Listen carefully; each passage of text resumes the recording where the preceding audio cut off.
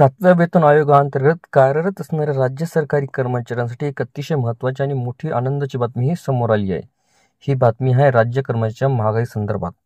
खरं तर राज्य कर्मचारी केंद्रीय कर्मचाऱ्यांच्या धर्तीवर महागाई भत्ता वाढीची वाट पाहत आहेत. सध्या राज्य कर्मचाऱ्यांचा महागाई भत्ता 50% इतका असून यामध्ये आणखी 3% वाढ होणे अपेक्षित आहे. दरम्यान आता या संदर्भात एक महत्त्वाची माहिती समोर आली आहे.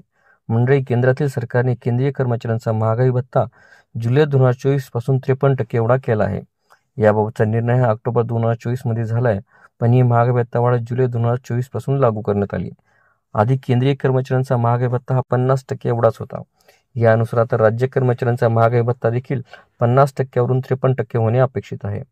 केंद्रीय कर्मचाऱ्यांच्या धर्तीवर राज्य कर्मचाऱ्यांना देखील जुलै महिन्यापासून ही वाढ लागू होणे अपेक्षित आहे.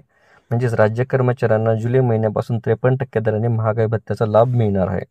पण याबाबतचा निर्णय हा जानेवारी महिन्याच्या अखेरीस घेतला जाईल आणि जानेवारी महिन्याच्या पगारासोबतच राज्य कर्मचाऱ्यांना 53% दराने डीए वाढीचा आणि महागाई भत्ता थकबाकीचा लाभ सुद्धा मिळेल असे बोलले जात आहे.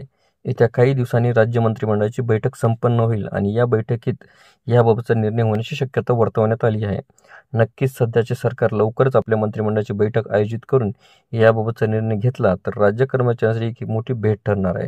मीडिया रिपोर्ट्सनुसार सरकारने त्या काही दिवसात याबाबतचा निर्णय घेतला तर राज्य कर्मचाऱ्यांना केंद्र सरकारच्या भत्त्यावर वाढीव 3% डीए वाढीचा लाभ आणि जुलै ते डिसेंबर या 6 महिन्याच्या कालावधीतील महागाई भत्ता थकबाकीचा लाभ जानेवारी पेड इन फेब्रुवारी वेतन आणि पेन्शन देयकासोबत हे देण्यात येणार आहे.